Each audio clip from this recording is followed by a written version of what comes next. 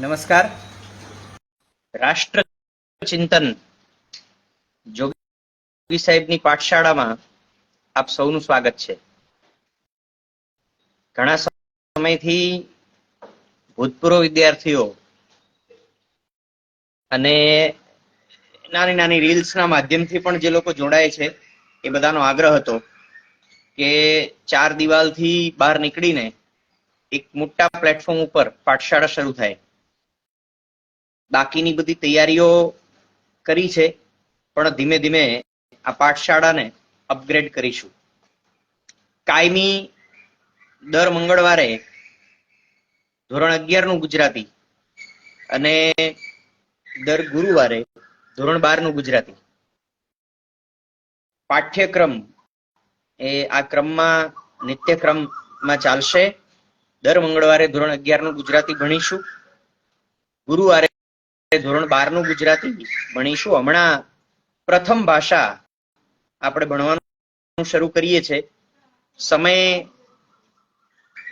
રહેશે અને જરૂરિયાત જણાશે તો પછી દ્વિતીય ભાષાના પાઠ્યપુસ્તકો પણ આપણે અહીંયા ભણીશું.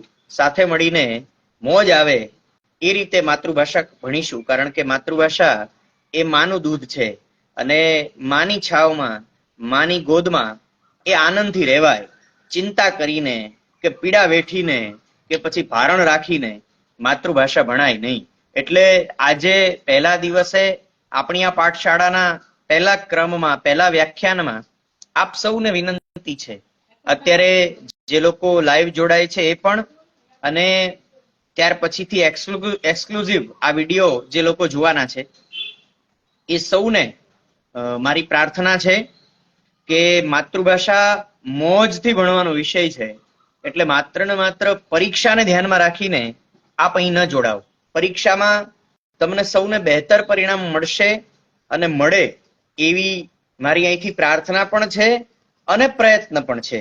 પણ આપણે માત્ર પરીક્ષાર્થી ન બની રહીએ, એને માટે માતૃભાષા રસથી ભણવા માટે, માતૃભાષા આનંદથી ભણવા માટેનો મારો આ પ્રયાસ છે. વર્ગખંડમાં મારા વિદ્યાર્થીઓને હંમેશને માટે હું આનંદથી ભણાવતો હોઉં છું, મોજથી ભણાવતો હોઉં છું. અને એ સૌ વિદ્યાર્થીઓનો કાયમી આગ્રહ હોય છે કે 11-12 ભણીને ગયા પછી પણ ક્યાંક કોલેજ કરતા હોય, વ્યાવસાયિક અભ્યાસક્રમોમાં હોય અથવા વ્યાવસાયિક જીવનમાં હોય તો પણ ભૂતપૂર્વ વિદ્યાર્થીઓ જ્યાં મળે ત્યાં કહેતા હોય કે સાહેબ એકવાર ક્લાસમાં આવવું છે, સાહેબ ફરીવાર ભણવું છે.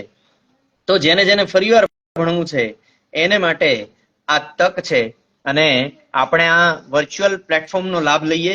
આ વર્ચ્યુઅલ શાળા આજથી આપણે શરૂ કરીએ છીએ. ફેસબુક પર લાઈવ ભણીશું. આ લાઈવ પૂરું થયા પછી આ વિડીયો યુટ્યુબ પર પણ અપલોડ થશે અને યુટ્યુબની લિંક પણ બધાને ઉપલબ્ધ કરાવવામાં આવશે.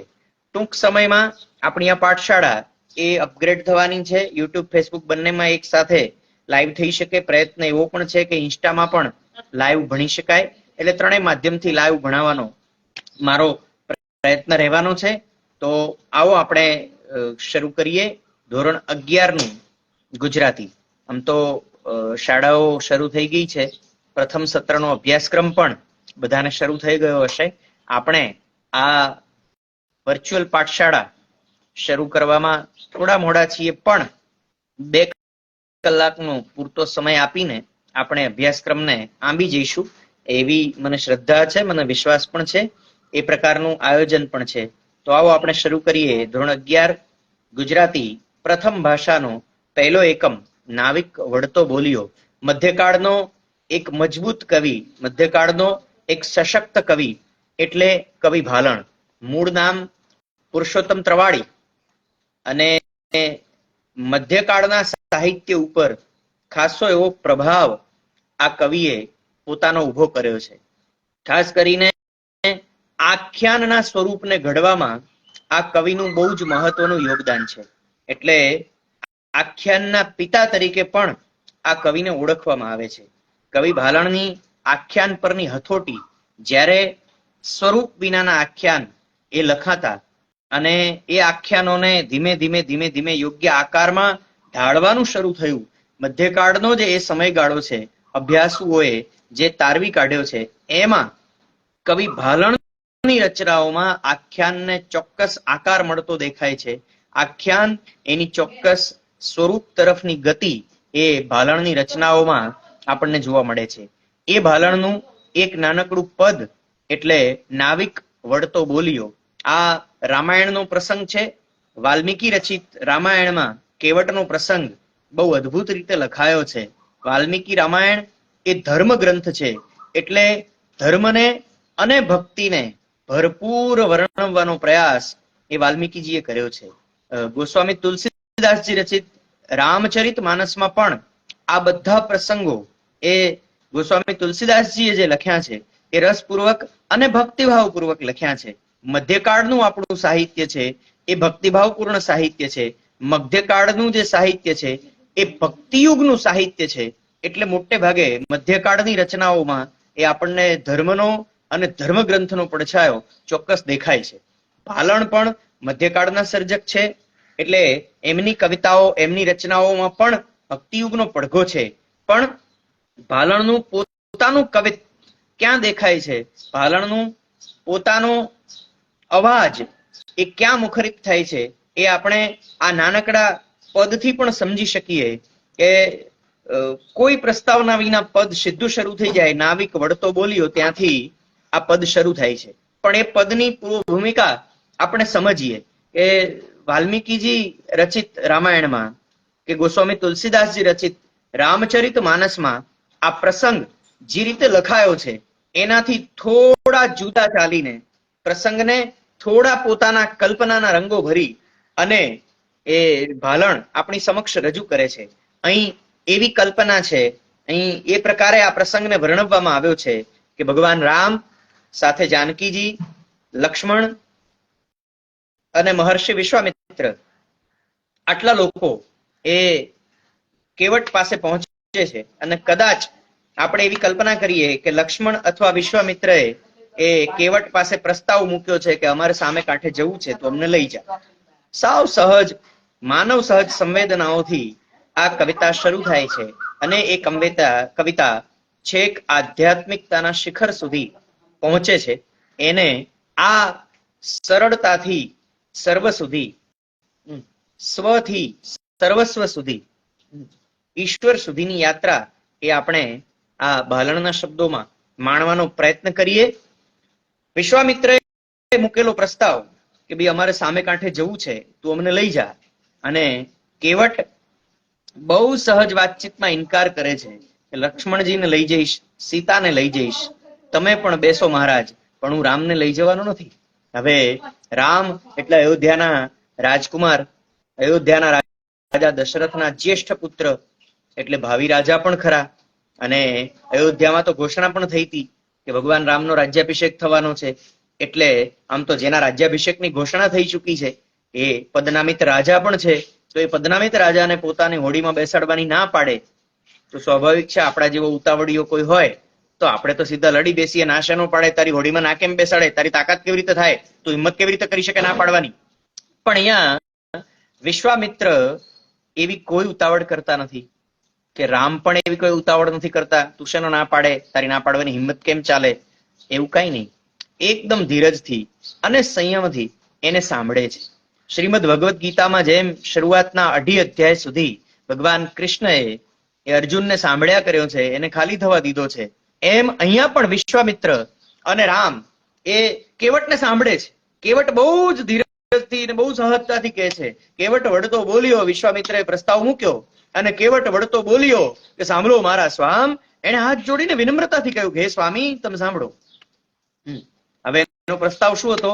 એને કહ્યું સાથ સૌકે નાવે બેસો, નહીં બેસાડું રામ, બાકી બધા લોકો નાવમાં બેસો પણ હું રામને બેસાડવાનો નથી.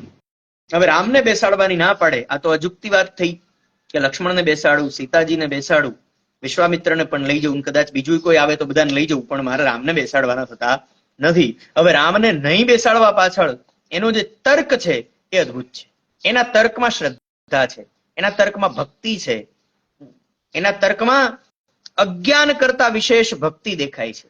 અને હા, એવું લખાયું છે એની પ્રસ્તાવનામાં કે ભાઈ એના અજ્ઞાન વશ, એના ભોળા ભાવથી એને કહ્યું કે મેં આવા આવા સમાચાર 100 સાંભળ્યા છે એટલે મારે રામને બેસાડવાના નથી. પણ એનો જે તર્ક છે એ વિશુદ્ધ ભક્તિ,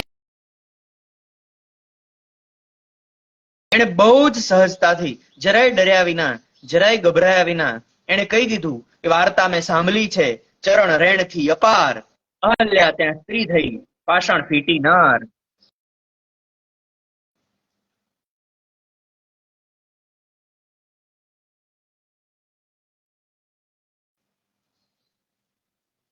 બહુ સહજતાથી એને રામને કહ્યું કે મેં વાર્તા સાંભળી છે. અહીંયા વાર્તા શબ્દનો સંસ્કૃત સાથે એ સંબંધ છે. અહીંયા વાર્તા એટલે કથા નહીં, અહીંયા વાર્તા એટલે સમાચાર.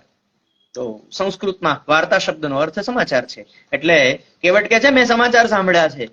કેવા સમાચાર સાંભળ્યા છે? ચરણ રેણ થી અપાર, ચરણ રજની કૃપાના સમાચાર મેં સાંભળ્યા છે. જો અહીંયા પહેલા શબ્દથી જ એને જે પ્રસ્તાવની શરૂઆત કરી છે ત્યાંથી જ એની શ્રદ્ધા અને ભક્તિ બરાબર દેખાઈ આવે છે. એટલે અહીંયા એની ઉદ્દંડતાનો સવાલ જ નથી.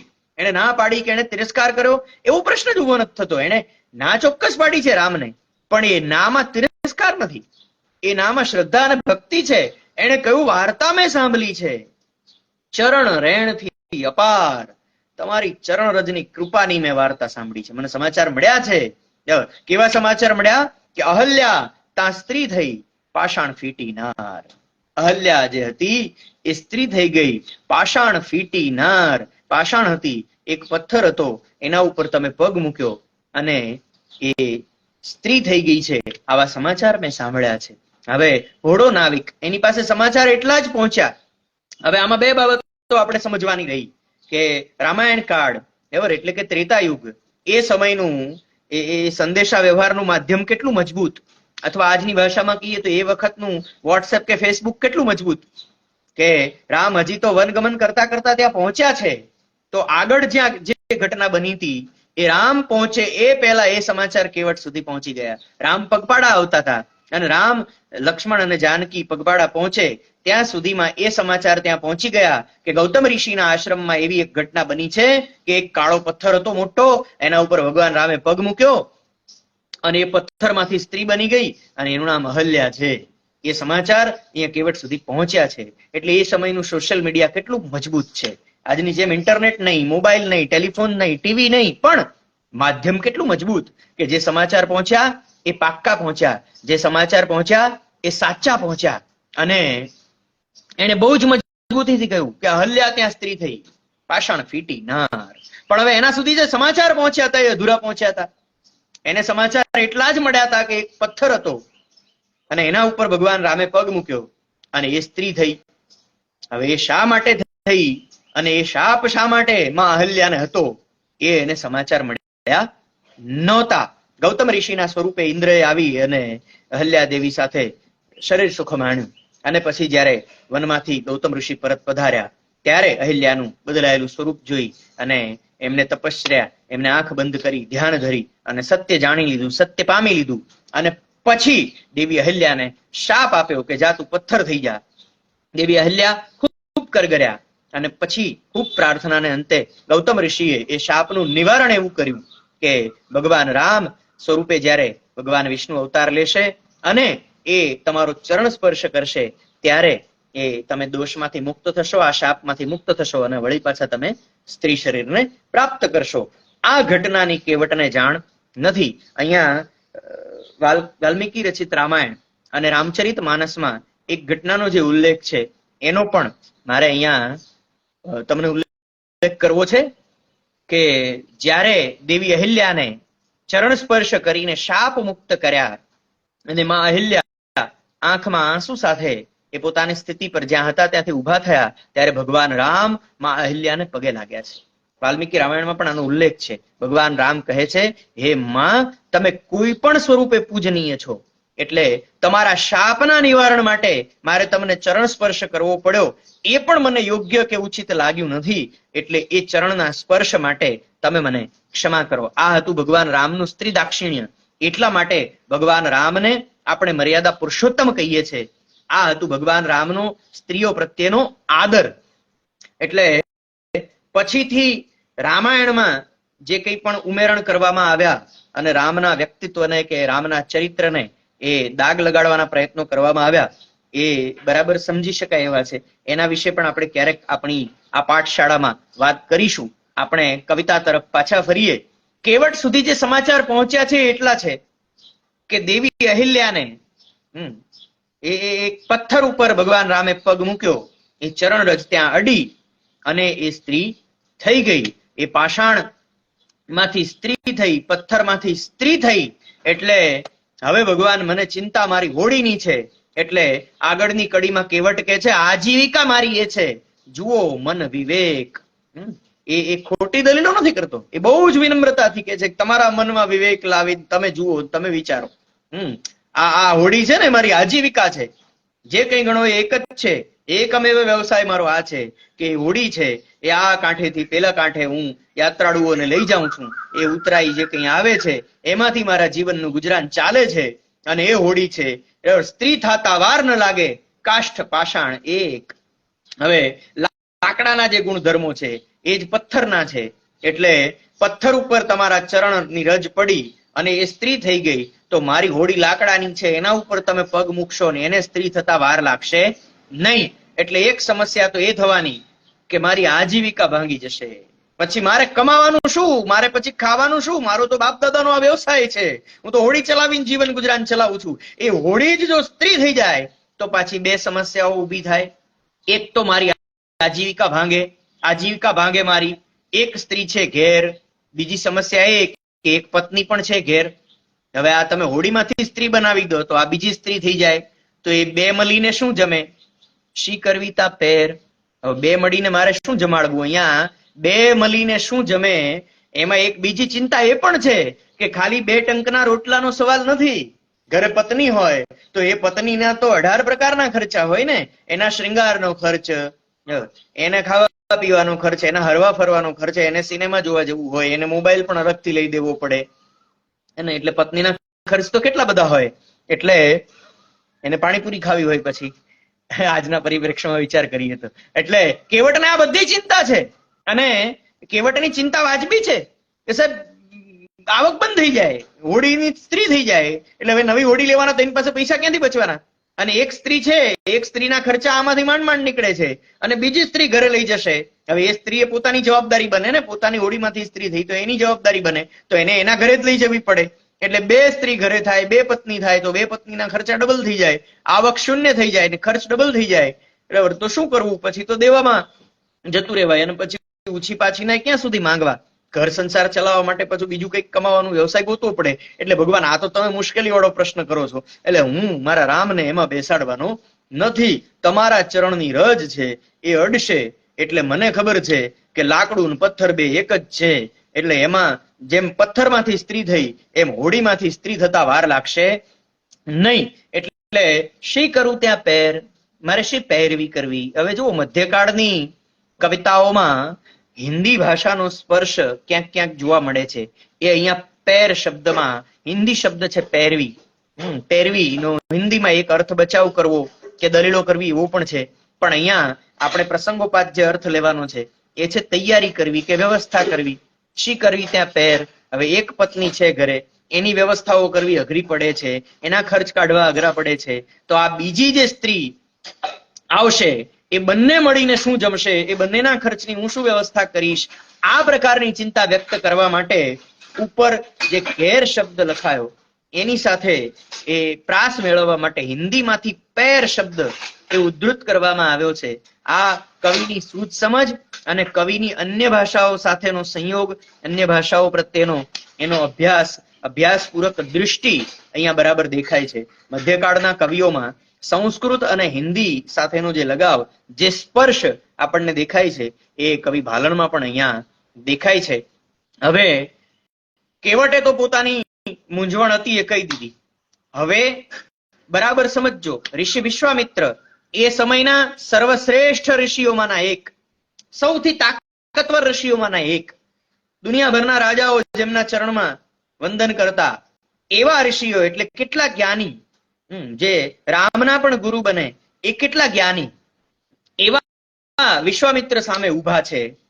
દુનિયાના સૌથી મોટા રાજ્ય અયોધ્યાનો પદનામિત રાજા એટલે કે રામ, હમણાં જ જેમના નામની ઘોષણા થઈ હતી અને પછી એ ભાગ્યના કારણે અથવા કઈ વિધિ નિયુક્ત થયેલી ઘટનાઓને કારણે વનમાં જવું પડે છે, પણ ભલે વનમાં જાય તો પણ એ રાજાના દીકરા તો છે જ, પદનામિત રાજા તો છે જ. એટલે એવડા મોટા રાજ્યના રાજકુમારને અને દુનિયાના સર્વશ્રેષ્ઠ ઋષિ, દુનિયાના સર્વશ્રેષ્ઠ જ્ઞાની ઋષિ વિશ્વામિત્રની સામે આ કેવટ એવું ભોળપણથી એના અજ્ઞાનને કારણે એ કહી દે કે પેલી ચરણરજને કારણે પથ્થરમાંથી સ્ત્રી થઈ, હવે મારી હોડી પણ સ્ત્રી થઈ જશે, એટલે મારે રામને બેસાડવાના નથી. તો હવે આપણા જેવા બે ચોપડી ભણેલા લોકો એ કોઈના અજ્ઞાનને જોઈને રેવે મૂર્ખા તને ખબર ના પડે એમ કરીને આપણે તો છણકા કરતા થયા છીએ. તો વિશ્વામિત્રે એ સમયે કદાચ છણકો કર્યો હોત તો બે જાનું મુનું એમ કઈ ના થાય. હવે એમ તું કે એમ પગડાડે હોડીમાંથી સ્ત્રી થઈ જતી હશે, એ તો બધી શાપ વાળી વાત હતી, હવે તને ખબર ના હોય, બધી જાણતો નથી કઈ બોલ બોલ બક બક બક કરે છે. તો એ કેવટના મનને કેટલી પીડા થઈ હોત. અથવા આવું રામે કર્યું હોત તો બે છાનો મનો ખબર પડે નહીં તને, એ તો મારી ઈચ્છા હોય તો સ્ત્રી થાય કે એમ ગમે હું પગ મુકતો ફરું સ્ત્રીઓ થતી જાય કે વાતો કરે છે. આવું કઈ રામે કર્યું નથી, આવું કઈ વિશ્વામિત્ર પણ બોલ્યા નથી. પણ વિશ્વામિત્રએ કેવટની શ્રદ્ધાનો આદર કર્યો છે, વિશ્વામિત્રએ કેવટની આસ્થાનો આદર કર્યો છે. એના અજ્ઞાનને, એના ભોળપણને વિશ્વામિત્રએ હાંસીને પાત્ર નથી બનાવ્યું કે એ નાનો માણસ છે અને ચલ ભાઈ તને ના ખબર પડે બેહી જા છાનો માનો એમ કરીને એને દબાવવાનો પ્રયત્ન નથી કર્યો. આજે દબાયેલા અને કચડાયેલા એવા શબ્દોનો પ્રયોગ કરીને આપણને જે મેણાટોણા મારવામાં આવે છે અથવા સમાજ વચ્ચે જે ખાઈ ઊભી કરવાના પ્રયત્નો કરવામાં આવે છે, એનો જવાબ અહીંયા છે કે વિશ્વામિત્રએ આ વનવાસી કેવટનું અપમાન નથી કર્યું, એ રામે પણ આ વનવાસી કેવટનું અપમાન નથી કર્યું. એમની શ્રદ્ધાનું પૂરતું સન્માન થયું છે.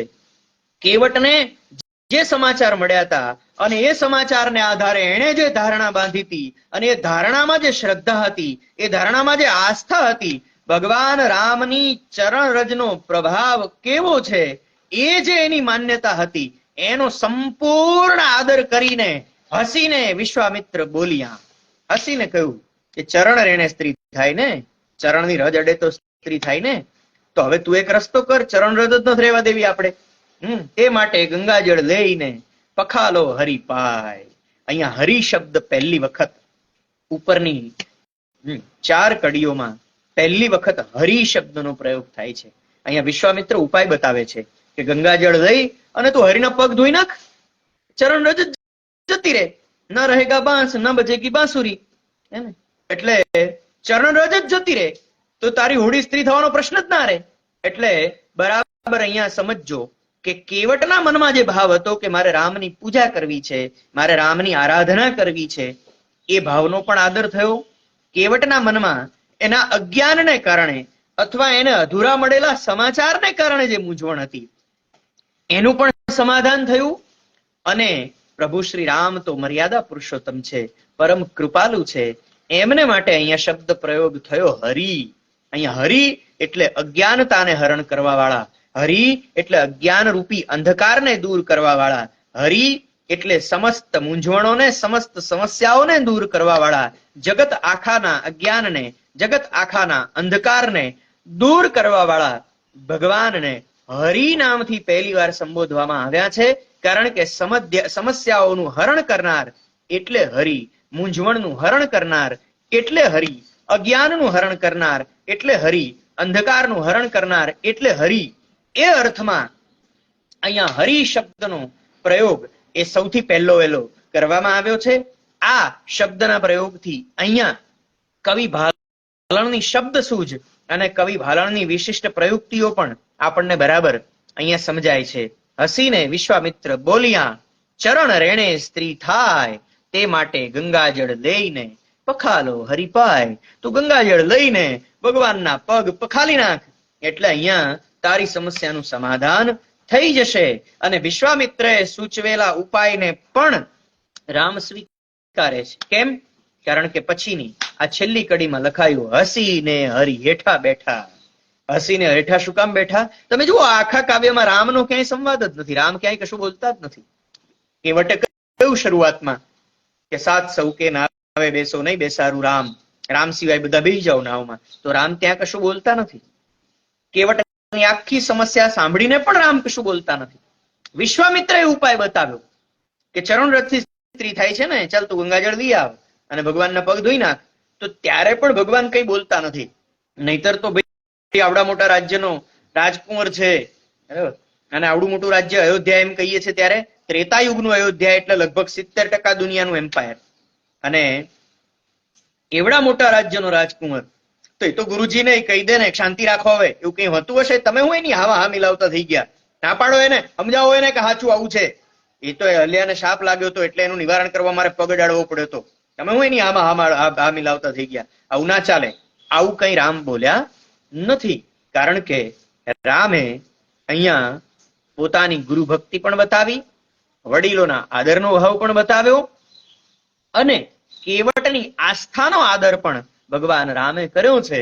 એટલે આ કાવ્યમાં અધ્યાર રીતે આપણને ભગવાનનું મર્યાદા પુરુષોત્તમ વ્યક્તિત્વ પણ દેખાય કે ભગવાન કેટલી રીતે મર્યાદા પુરુષોત્તમ છે.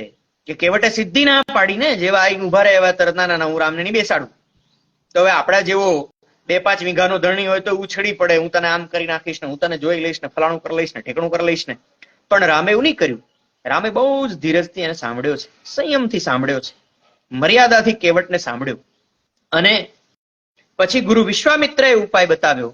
તો એ ઉપાયને પણ ભગવાન રામે સંયમથી સ્વીકાર્યો છે, મર્યાદાથી સ્વીકાર્યો છે. એટલા માટે હરી હસીને હરી હેઠા બેઠા રામ અશરણ શરણ. અહીંયા ભાલણ છે રામને અશરણના શરણ કહે છે. જેને કોઈ શરણ નથી આપતું, જેનું કોઈ નથી, એના પ્રભુ શ્રી રામ છે. અને જેના રામ છે, જેનો હાથ એકવાર રામ પકડે છે, એને પછી જગતમાં કાંઈ ઊની આંચ આવતી નથી. એટલે કેવટના અજ્ઞાનનો પણ આદર કરીને, એની આસ્થાનો પણ આદર કરીને ભગવાન રામ અહીંયા હેઠા બેઠા છે. રામ અશરણના શરણ છે. જેને કોઈ ન સ્વીકારે એને પણ રામ સ્વીકારે છે. અને પછી નાવિકે ગંગાજળ લઈને પખાલ્યા તા ચરણ. ભગવાનના ચરણ એ નાવિકે પખાલ્યા છે. અહીંયા નાવિકની આસ્થાનો પણ આદર થયો, એની શ્રદ્ધાનો પણ આદર થયો, અને ભગવાન રામને નાવમાં બેસાડવાનું જે વિશ્વામિત્રનું મિશન છે, લક્ષ્ય છે, એ પણ પૂર્ણ થયું. અને આખા એ પદમાં આપણને ભાલણની ભાષા સમજ એ બરાબર નજરે ચડે છે. સંસ્કૃત શબ્દ વાર્તાનો પ્રયોગ હોય, કે હિન્દી શબ્દ પેરનો ઉપયોગ કરવાનો હોય, કે પછી ગુજરાતી તળપદો શબ્દ બોલીઓ, એનો આ કવિતામાં અદ્ભુત સંયોગ એ નાવિકે કર્યો છે. તળપદી ભાષાનો પ્રયોગ કરીને કેવટનો પ્રસંગ કેટલી સહજતાથી, કેટલી સરળતાથી લખી શકાય એ અહીંયા ભાલણે પોતાની કવિત્વ શક્તિનો બરાબર પરિચય આપ્યો છે. અને એ તળપદી બોલીમાં લખાયેલા આ પદમાં પણ સંસ્કૃત, હિન્દી અને અન્ય બીજા શાસ્ત્રીય શબ્દોનો સંયોગ કરીને કવિ ભાલણ એક ઉમદા પદ, એક ઉમદા પ્રસંગ બને એટલા ઓછા શબ્દોમાં નિપજાવી શક્યા છે. અને ઓછા શબ્દોમાં લખાયેલા પદમાં પણ બરાબર પ્રસંગને વડ ચડાવ્યો છે. કેવટ એની અજ્ઞાનતા, કેવટ એની મૂંઝવણ, એની પીડા બહુ વિસ્તારપૂર્વક કહે છે. વિશ્વામિત્ર બહુ સહજતાથી એને ઉપાય સૂચવે છે, અને એ સૂચવેલા ઉપાયને પ્રભુ શ્રી રામ સહજતાથી સ્વીકારી લે છે. આટલી સરસ વાત એક નાનકડા પદમાં સમાવેશ કરવાનું કામ એ કવિ ભાલણ કરી શક્યા છે. આ પદમાં આ નાનકડો પ્રસંગ છે એ મારા દૃષ્ટિકોણથી હું જેટલું ભણ્યો અને સમજ્યો છું એટલું મેં તમને અહીં સમજાવવાનો પ્રયત્ન કર્યો છે. પરીક્ષાની દૃષ્ટિથી જોઈએ તો વિશ્વામિત્રએ કેવટની મૂંઝવણનો સૂચવેલો ઉપાય, કેવટના મનમાં રામને નહીં બેસાડવા માટે થતી મૂંઝવણ, કેવટે શા માટે રામને એ નાવમાં બેસાડવાની ના પાડી, આ પ્રકારના પ્રશ્નો એ પરીક્ષાની દૃષ્ટિથી ઉપયોગી થતા હોય છે. કેટલાક તળપદા શબ્દો પરીક્ષાની દૃષ્ટિથી તમને ઉપયોગી થતા હોય છે. કઈ સમસ્યા હોય, જે વિદ્યાર્થીઓ જોડાયા છે એમને કોઈ સમસ્યા હોય તો એ મને મેસેન્જરમાં લખી મોકલે, અથવા આવતા મંગળવારે જ્યારે ધોરણ 11 નું ગુજરાતી વળી પાછું ભણીએ, બીજો એકમ આપણે પોસ્ટ ઓફિસ ભણવાનું શરૂ કરીશું આવતા મંગળવારે, અને ત્યારે મને આ નાવિક વળતો બોલ્યો એકમના પ્રશ્નો પણ પૂછી શકાશે. એ સિવાય આના ડિસ્ક્રિપ્શનમાં નીચે હું મારો મોબાઈલ નંબર પણ લખી રાખું છું. મને વોટ્સએપ થી પણ આપ આપના પ્રશ્નો મૂકી શકો તો આગામી વ્યાખ્યાનમાં એ પ્રશ્નોનું સમાધાન કરવા પ્રયત્ન કરીશ. 5 થી 7 નો સમય એટલા માટે આપ્યો છે કારણ કે હવે પછીના અમુક એકમ એવા મોટા એકમ છે કે એને ભણવા માટે 1.5 કલાક 2 કલાકનો સમય એ ઓછો પડે. આજે આ એકમ આપણે અહીં પૂરો કરીએ છીએ. કોઈને કંઈ સમસ્યા હોય તો એ થોડી વાર માટે આપણે લાઈવ છીએ. પાઠશાળા આપણી હવે નિત્યક્રમ મુજબ જેમ શરૂઆતમાં કહ્યું હતું એ પ્રકારે ચાલુ રહેશે. આજનો એકમ ટૂંકો હતો એટલે ઓછા સમયમાં પૂરો થયો. હજી કોઈને કોઈ મૂંઝવણ હોય તો પૂછી શકે. પણ આવતા મંગળવારથી ધોરણ 11 નું ગુજરાતી દર મંગળવારે, દર ગુરુવારે ધોરણ 12 નું ગુજરાતી પ્રથમ ભાષાના પાઠ્યપુસ્તકો અત્યારે આપણે ભણવાનું શરૂ કરીએ છીએ. આજે આ પહેલો એકમ નાનો એકમ ટૂંકો એકમ હતો એટલે ટૂંકા સમયમાં એનો અભ્યાસ થઈ ગયો.